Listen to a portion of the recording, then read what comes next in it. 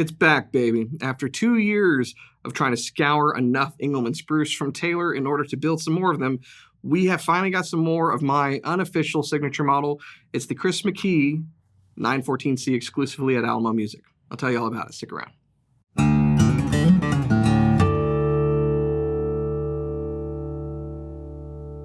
Hey, you're watching Alamo Music TV. My name is Chris McKee with Alamo Music in San Antonio, Texas, and you can find us online at alamomusic.com. If you're new to the channel, make sure you subscribe, you turn on notifications, and like our videos. If you'd like to support the channel, visit our spring store link below for custom swag, and check out our podcast with Cooper and I. It's called the Fretboard Confessional, wherever you get your podcasts.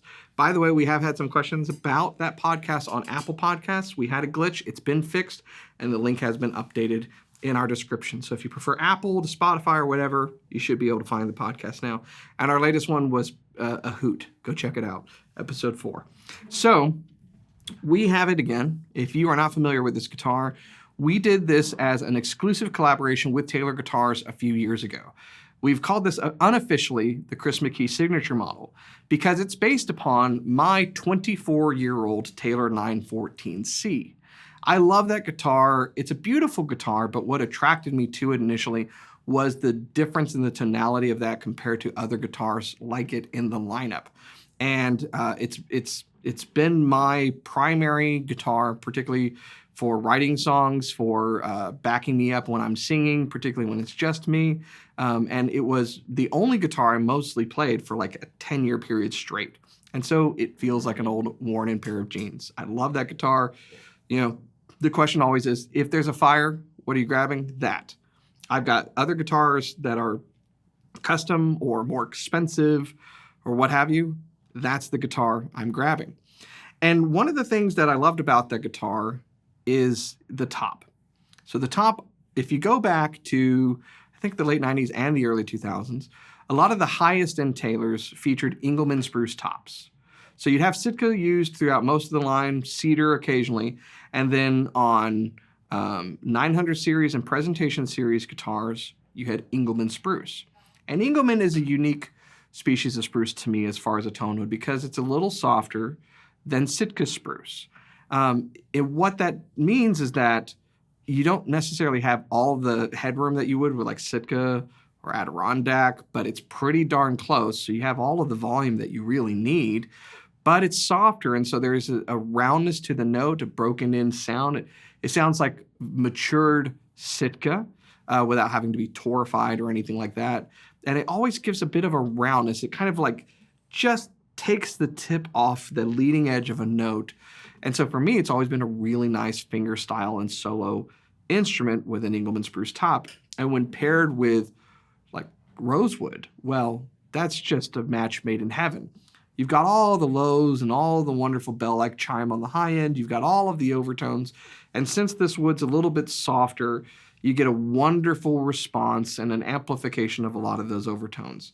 As an aside, if you look at my old guitar, it has aged, it has darkened, and it has become kind of a honey color, similar to a lot of old vintage guitars that had Addy tops. I think the whiter the spruce is initially, the more it turns that kind of honey color as opposed to kind of a tan color, which you usually see with Sitka spruce. And I just really like it a lot. So when we were given the opportunity to create something that was unique and do something exclusive, what we decided to do was take some of the features on that old guitar that I loved and put it with features on the new 914 CE that I also love. Because there are aspects to this guitar that Taylor put in from an aesthetic standpoint that I think are fantastic, and I think V-Class bracing's a real hit. So we did just that. We took a 914 CE, which, by the way, is no longer made. It's only builder's editions in that lineup now. And so not only does this represent a return of our exclusive model, but it's really the only 914 CE brand new that Taylor's produced, and it's ours exclusively. Ha! How you like that? So you get, I'll tell you some of the features I love. I love the radiused armrest. Of course, the abalone top is similar to what I've got on mine, but framed in koa, it looks like a band of gold has been inlaid in the guitar. And contrasting with the dark and very, very nice rosewood that this particular guitar has, it is just a joy. I love the Cindy inlay. That's what's on my original 2000 914C. But again, that Koa framing is a real upgrade. The back strap, which my guitar doesn't have, is nice. The Goto tuners and the Cindy inlay on the bridge, which they did later on, but mine doesn't have from back then. So it's a real wonderful blend of old and new to produce a really unique guitar. Now, we've done a number of these. Some of you who are fans of our channel, I'm sure Tex is going to comment that he is going to stick with his unsigned Chris McKee signature model. Tex, if you ever want to bring it, I will sign it. The value will probably go down. But we've produced about 40 of these with Taylor, and that's it. So you could consider it to be a fairly rare guitar. And Cindy inlay is something that's only available through the custom shop and maybe through a special edition here or there. But I still consider this to be one of Taylor's very best inlays. It was designed by Greg Deering of Deering Banjos. It's kind of part of Taylor history. It's named after Bob's wife. There's a place for it in Taylor lore, so to speak. And it's not just great as a Taylor inlay. I think there's something extremely classic about it. It kind of evokes old Gibson stuff for me, and I just really, really like it a lot. So wonderful tonewood pairing, beautiful aesthetics, and very limited in number. I mentioned 2 years. We would have been producing these continually, but there wasn't enough wood. So let's take a listen, and I'll tell you a little quirky thing about Engelmann Spruce on the other side. Check it out.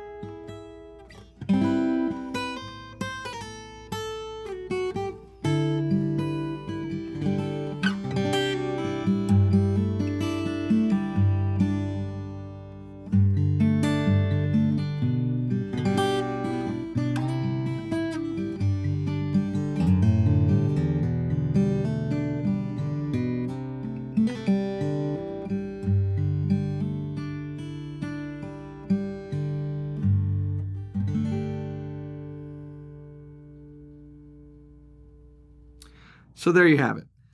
Wonderful guitar. I just adore these. So I like my old one. I actually don't have one of these new ones. I've kind of considered, should I have one, considering that I've got the original, and I'm starting to lean toward yes. So let's talk about Engelmann Spruce. Why did we have to wait so long? Engelmann Spruce is not available in wide supply. That's why it's no longer part of the regular lineup from Taylor Guitars. And so it is occasionally available through their custom offerings. In fact, Cooper and I recently got back from the factory where we selected some woods for some really special custom guitars, and there was some bear claw and otherwise Engelmann Spruce that we were able to select from to build some guitars, but it was a very small stack. Here's the problem with Engelmann Spruce. The trees themselves tend to be fairly small, and They also tend to twist when they grow, and that will lead to some run out. So on my guitar, for instance, if you've seen that old video, or you've probably seen Dave Matthews playing one. By the way, I had mine first, just for everyone, you know, let's put it on record. I don't play a guitar like Dave Matthews. Dave Matthews plays a guitar like Chris McKee. We got that settled? Okay. So if you look at his guitars, you look at my guitar, there is a contrast in the top. Some people don't like that. It doesn't bother me at all. They're book match tops. You can see the book match. But the reason that you'll see kind of a different color is what's called run out. There's just a little bit of an angle in the grain because the tree twists a little bit. So when it's quarter sawn, even if it's quarter sawn well, depending upon how much twist was in that tree, you're going to get some run out. Some run out's fine. Too much run out could be a problem in the structural integrity of the top. This particular example has 0 run out and some really, really nice silking, or what we call medullary lines in the top. This is just a gorgeous piece of Engelmann spruce, but it's a rarity. It's very unusual to find an Engelmann spruce top that is like this and doesn't have some bit of run out in it. And so, you know, for that reason, you don't see a lot of it. And again, I said they're small trees. There's only so many of them. They only yield so much wood. And so there you have it. It's just not going to be that available. I wish it was. Like I said, I think it's one of my favorite spruces. A lot of people will liken it to like European moon spruce, alpine spruce, that kind of a thing because of its response. And at this point, I'd say it's probably rarer than a lot of those other species are, which is why you just don't see it offered very much. So for a limited time, we have some more of these. I'm glad to have them back. If you missed your chance previously, we have a few more, and I don't know how many more we'll ever be able to get, is the honest to God truth. So if you want more information about this, go to our website at alamomusic.com, and you can check out this guitar as well as anything else we have from Taylor and the other builders that we work with. And for everybody who's purchased one or will purchase one, let me just say, I find it incredibly flattering that you guys would take my opinion and a guitar that we designed with Taylor and hold it in such high esteem. I really appreciate it. It means a lot to me. If you're new to our channel, make sure you subscribe, turn on notifications, like our videos, keep coming back for more. We'll see you next time.